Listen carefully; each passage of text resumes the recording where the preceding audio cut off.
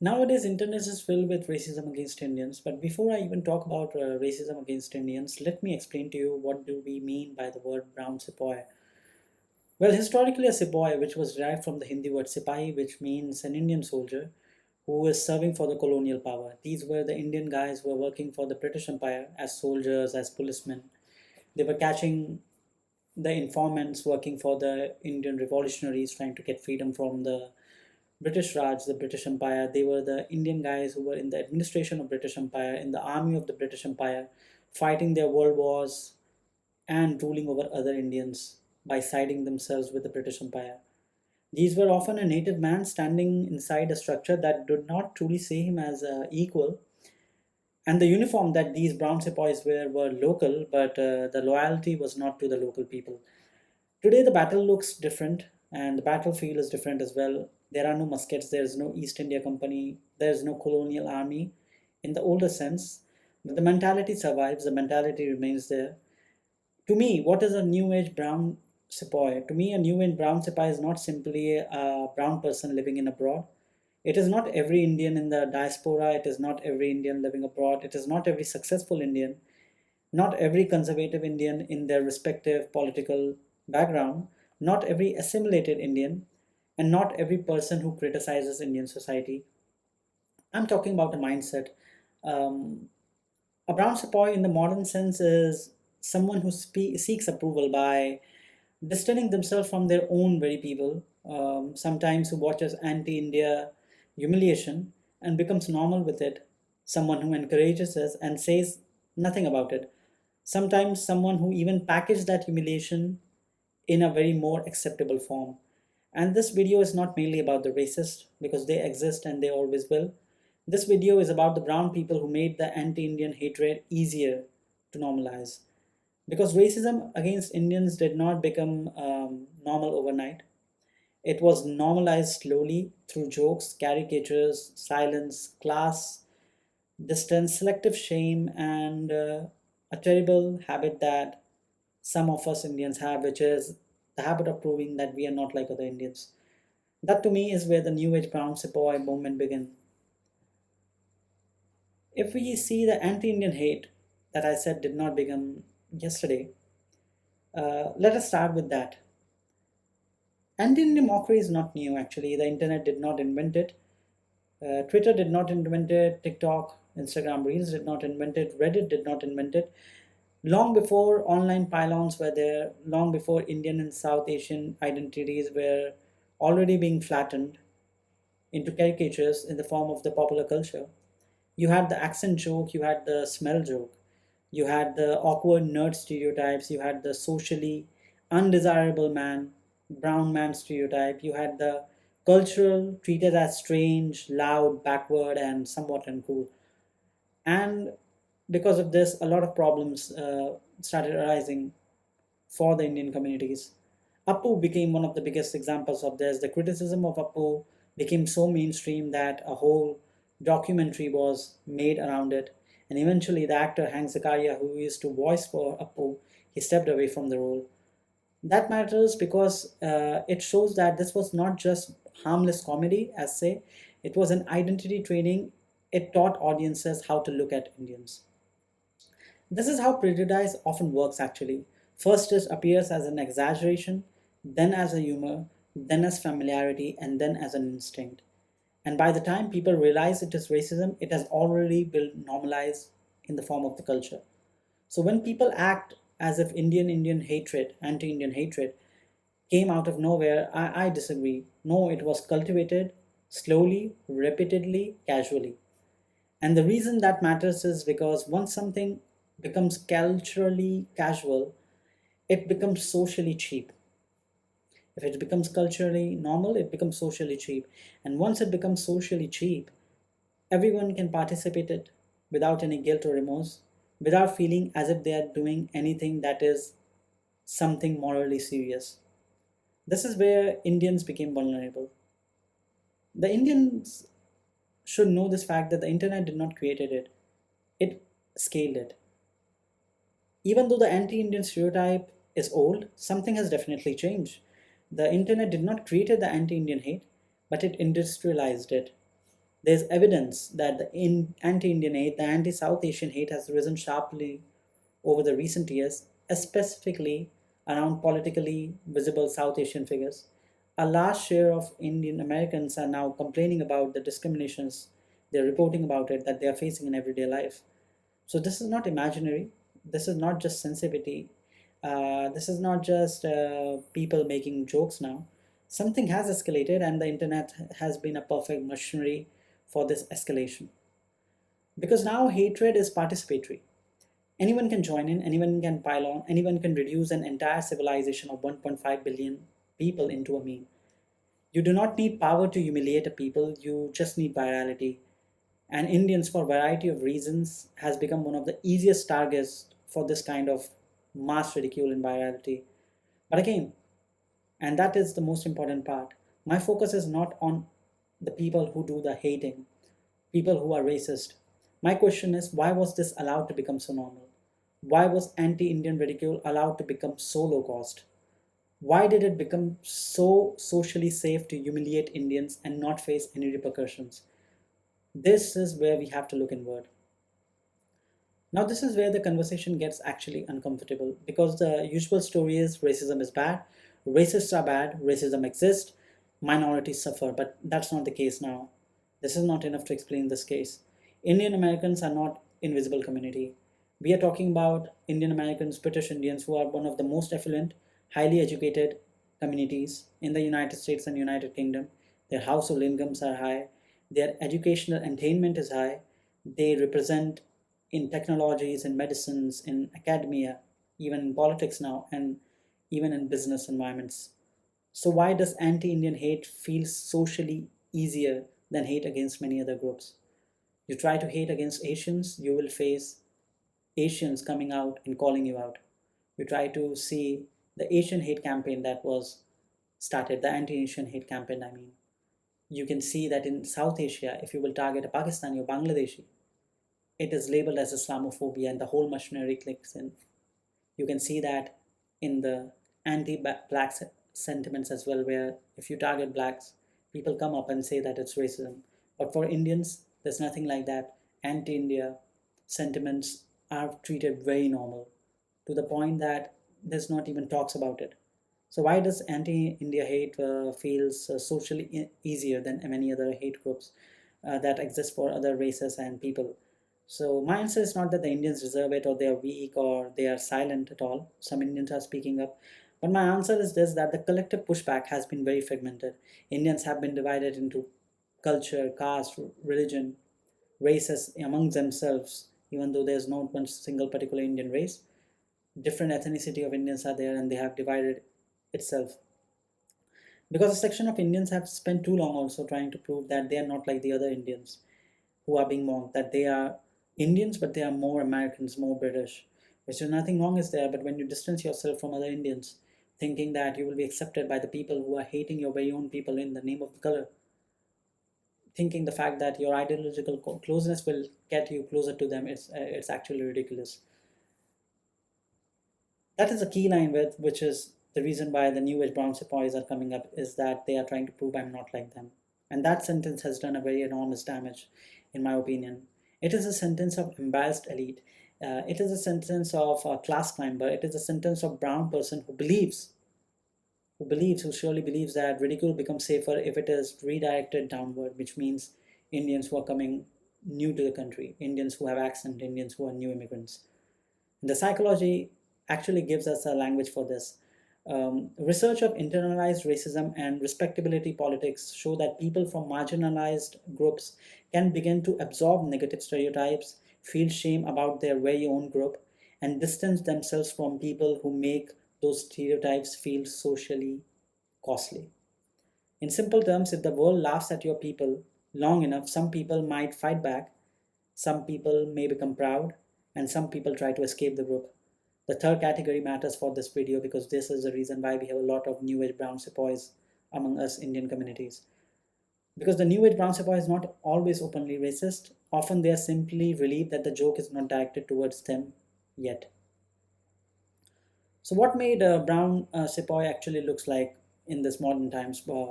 How is a modern day brown sepoy is? So, what does this mindset look like today? It looks polished, it looks respectable, it speaks English in a native tone of their country, it is comfortable in the elite spaces, it knows how to signal distance. It surely does. It may laugh at its very own people before others do. It may soften anti-Indian racism by calling it as just as joke or a criticism. It may excuse humiliation in the name of self-awareness. It may say, I quote, that let's just be honest, Indians are always like this. And this is how humiliation gets upgraded into the apparent truth. Because when outsider stereotypes you, it feels like prejudice.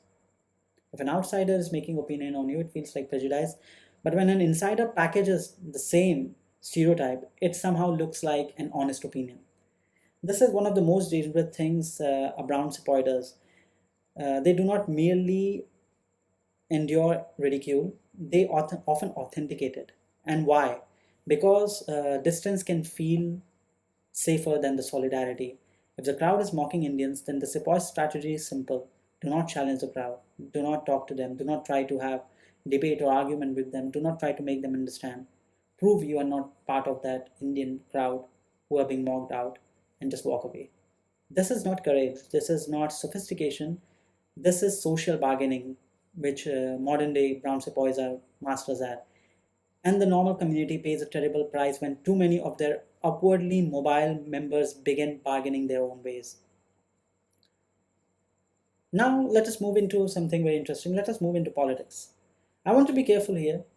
This video is not saying that every Indian who believes in conservative politism is a brown sepoy. This is not a video saying that every right-wing Indian of their respective country politics is a brown sepoy, whether it's an every Republican voter or etc. Or every person with a certain ideology is automatically guilty of this mentality. I'm not saying that. That would be lazy and that would be stupid.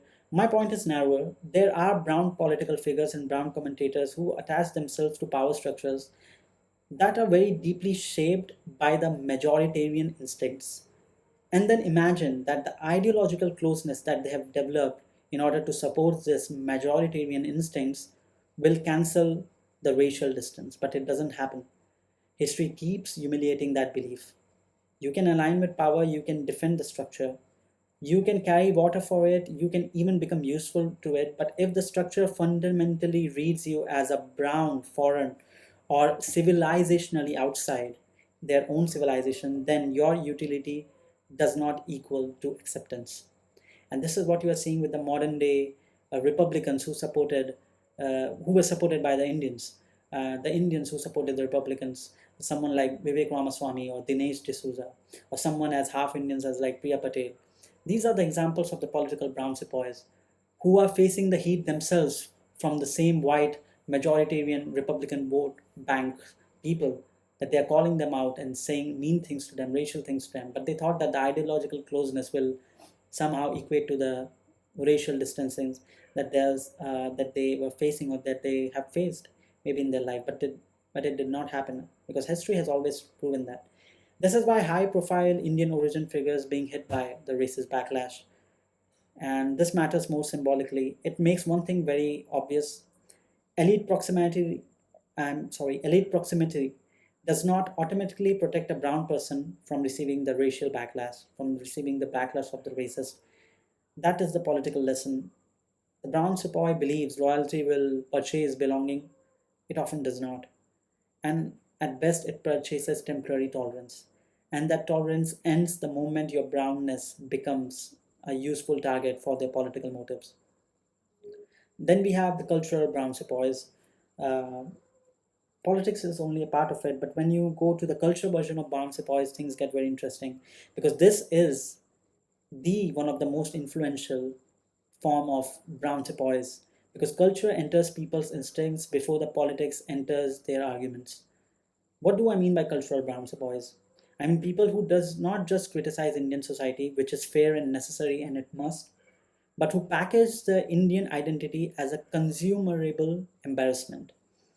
There's a difference between critique and degradation. A culture can critique itself with dignity.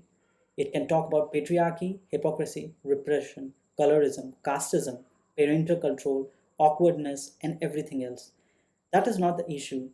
The issue is when those flaws are extracted and arranged in such a way that the culture appears inherently ridiculous, inherently broken, inherently backward, and in the need of rescue, often rescue by a Western grace or validation through the white acceptance.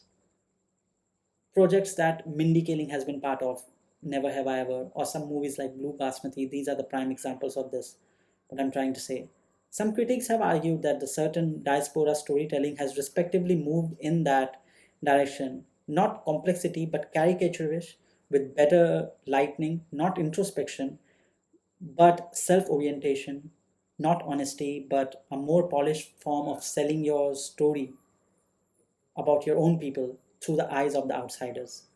And once again, that matters. This thing matters because of legitimacy. You see, if a white audience or the Western audience sees Indians mocked by the white people, the Western writers, it feels mean and they understand there's a meanness around it. But if the same audience sees Indians mocked, pathologized, and made socially embarrassed by the Indian origin creator themselves, it starts to begins to feel like it's the truth that they're trying to show. This is what cultural born sepoys do. They do not invent the prejudice, they give it emotional credibility. One thing more that I'm seeing in the recent form is that among these brown sepoys, the new age brown sepoys, is the elite silence and selective awakening. Now let us talk about something. This is very uncomfortable, as I have written it here. For a long time, a lot of these worst anti-Indian humiliation was observed by people who were lower in the strata of the hierarchy. I mean, newer immigrants, students, Indians with accents, people without status, people without polished access to these elite platforms. And many of the more comfortable, wealthier, second generation Indian Americans or the professionally secure Indians did not respond with strong, visible collective outrage, unlike other communities. I'm not saying all, but many. Many actually in the Indian communities who were at the position of power, they never responded among of this anti-India hate with a firm response. They never did. Why? Because when you are high enough in class, close enough to status, and fluid enough in the codes of elite acceptance, you can trick yourself into thinking that the target is not at your back. The target is those Indians, those embarrassing Indians, those uncool Indians, those Indians with accents, the fresh off the boat, the fresh off the airport Indians, the lower Indians, those that are less assimilated into the culture Indians. That is the illusion. And then over the time, the circle widened. The racism circle has widened recently, and they have stopped caring about whether you are second generation Indian, American, British Indian, whether what is your salary. It has stopped caring about your zip code. It has stopped caring about your polished accent. It has stopped caring how far you can think you have traveled from that Indian being mocked criteria. And this is how the selective awakening has begun. This is when people who often stayed quiet now have started to speak in the soft husher tones. Now you're seeing the elite Indians, the second generation Indian Americans, now they're talking about it. Because the fire has finally reached their own walls, now they're facing the racism that the newer immigrants from India always faced, but they couldn't voice it out. That to me is one of the clearest signs of the brown sepoy mentality. Solidarity arrives late, only after the personal vulnerability arrives first. If we go deeper into this, because I do not think this is only about the cowardice, I think some of it is of the psychological damage as well. If you grow up observing and absorbing the idea that your name is difficult, your accent is funny, your food is different, your food is strange, your food smells strange, your family is socially excessive, your culture is awkward, your people are less desirable, less refined, less civilized, then one of the two usual things happens. Either you become defiant or you become negotiable. The negotiable person starts making deal with shame. They trim themselves, they soften themselves, they apologize for themselves existing as the way they are. They rebrand themselves, they create distance from the most visible, most mockable parts of their own racial society, of their own people. And this is what respectability politics often looks like on the inside. Not strength, not dignity, but fear. Fear trying to look elegant. And this is why I do not think that brown sepoy is simply a villainish form of this cartoonic sense. Often they are a damaged person trying to make a very expensive mistake. The mistake is believing that the self-erasure will purchase safety. And it does not. It only weakens the community's ability to defend itself. So, what I'm trying to say in this video is that I'm saying that anti-Indian hatred did not become normal just because racist and the racism exist or the races become louder. It also became easier because some Indians adjusted to it. Some stayed silent around it, some laughed with it, some sanitized it, some translated it into the culture. Some trusted power more than trusting their very own people. And this is why I call them the New Age Brown Sepoys. Because the old Sepoys served the empire with a rifle, the New Age Brown Sepoys may serve with silence, media, satire, ideology, distance, or shame. The tool changed, the psychology did not.